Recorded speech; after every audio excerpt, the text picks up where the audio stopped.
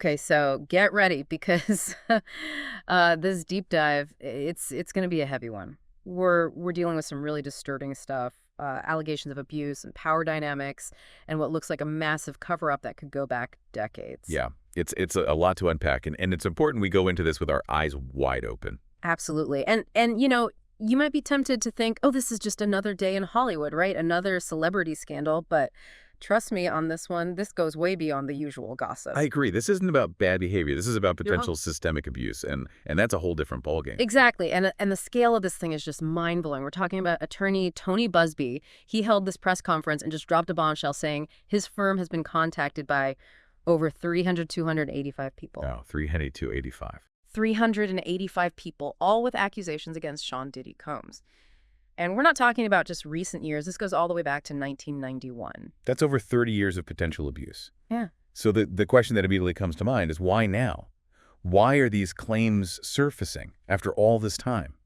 It's like you said, this isn't just some isolated incident that happened yesterday. This is, Yeah, it's a pattern.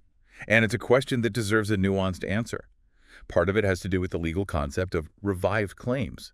Some states, they recognize that it can take years, even decades, for victims of abuse to come forward, especially when we're talking about people who were minors at the time. right, because trauma like that, it can be incredibly difficult to process, let alone talk about. Exactly. These laws, these revived claims, they provide a legal avenue for these victims to seek justice even after all this time. So it's like these laws are giving a voice to those who were silenced for so long. That's one way to look at it. Yeah.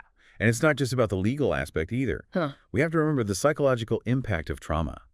You take years to process what happened, to even admit it to yourself, and then even longer to find the courage to speak out. And seeing others come forward, that can be a catalyst, right? Absolutely. It's often called the domino effect. When one person bravely breaks the silence, it can empower others to share their own experiences. Mm. Busby's announcement, it seems to have opened those floodgates, and what we're seeing now is this waves of accusations that paint a very, very disturbing picture. Yeah, and you said it before, but this isn't just about one person's alleged actions. This is about a pattern. Busby described a chilling modus operandi, and it's like something out of a nightmare. It's a classic case of power and control dynamics sadly playing out on a massive scale. So walk us through this. What did Busby say about this pattern? Because I got to tell you, when I was reading through the source material, it was like each detail was more unsettling than the last. Right, and that's no accident. These patterns are often designed to be insidious to operate in the shadows. Yep. But let's start with the beginning with what Busby called the lure. And I think this is where it gets really insidious, right? Because it's not like some obvious threat. This is about exploiting people's dreams. Precisely. According to the allegations, it often involved the promise of opportunity and access invitations to exclusive parties, after parties, even auditions. Imagine the appeal for a young, aspiring artist, eager to make their mark in the industry. It's like dangling the brass ring right in front of them, and who wouldn't be tempted to reach for it? Exactly. And that's where, according to Busby, the pressure would escalate. He described victims being offered drinks often laced with drugs, with the implication that refusal wasn't really an option. And this is where things take that dark turn, because we're not just talking about a little something to loosen people up. He specifically mentioned a horse tranquilizer called xylazine. Which, if true, is horrifying. Imagine being drugged without your knowledge, losing control over your own body, and then... And then, according to the allegations, comes the abuse. Busby spoke about sexual assault often taking place in front of others, leaving victims not just physically injured, but deeply traumatized. trapped in a nightmare, because this is where the threats allegedly came in. Threats of violence, threats to their careers, threats to their families. So it's like being caught in this web of fear and intimidation. Exactly. And that fear is what keeps people silent. Because they're told that if they speak out, their lives will be ruined before they even truly began. It's a tragically effective way to maintain control. You know, when I was going through Busby's statement, there was this one thing that really got to me. He talked about how this pattern, it wasn't just about targeting individuals. It was about creating this system, this whole network where people around the abuser become complicit. Right. It's like it takes a village, but in a really messed up way. Exactly. And he specifically called out those bystanders, the people who might have seen what was happening but didn't do anything to stop it. It's like turning a blind eye, because it's easier than confronting something uncomfortable. Or maybe even scary. And then you have those who are more than just bystanders. Busby called them enablers. The ones who actually helped make the abuse happen, or at least made it easier for it to continue. And that's where things start to get even darker. Because it's not just about holding one person accountable anymore. Right. This isn't just about Sean Combs. This is about a whole system that might have been propping him up.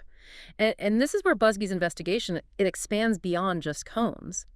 He said he's planning to name other individuals and even corporations as defendants in these cases. Oh, hold on. Oh. Corporations. What kind of corporations are we talking about? He mentioned banks, pharmaceutical companies, even hotels. Okay, now that's interesting. Mhm. What could they possibly be implicated in? Well, that's what Busby's trying to prove. He's trying to show that these entities knew about the alleged abuse or even benefited from it somehow. Maybe they helped cover it up. Who knows? But if he can demonstrate that their involvement was that direct, it could mean huge legal trouble for them.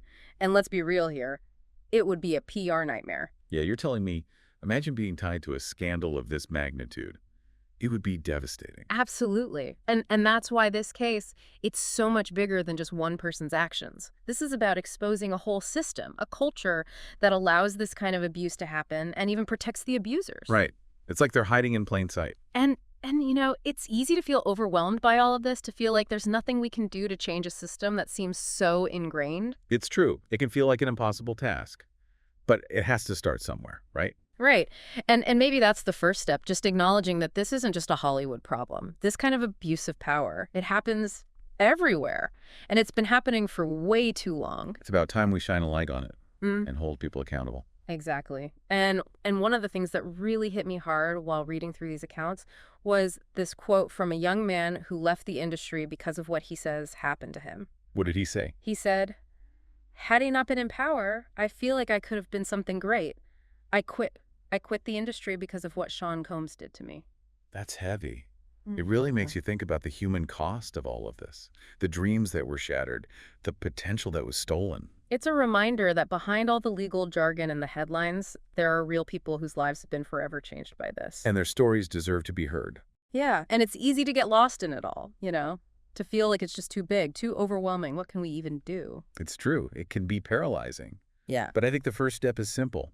Believe survivors. Believe and really listen, you know, Yep. without judgment, without questioning their experience. Exactly. Their courage in coming forward, especially after all this time, it's incredible.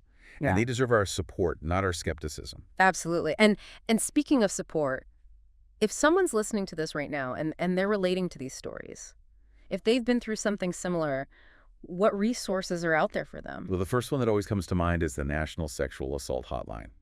It's a lifeline for so many people. That number is 800-656-4673.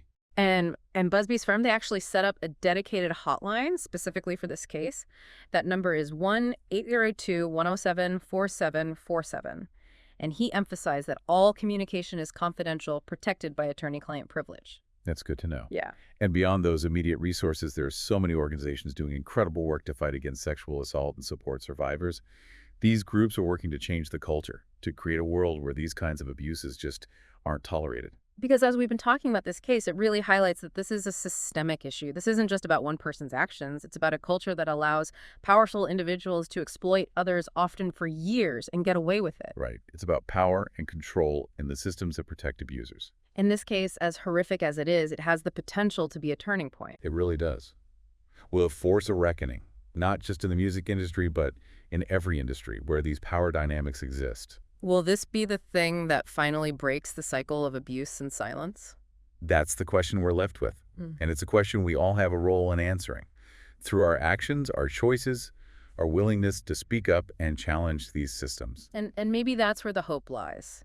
Recognizing that we all have a part to play in creating a world where stories like these, while heartbreaking, become a relic of the past, not a reflection of the present. Well said. It's up to all of us to keep asking these questions, to keep pushing for change, and to support survivors in any way we can. It's been a heavy conversation, but an important one. Thank you so much for taking this deep dive with us today. Thank you for having me. It's been a privilege. Yeah.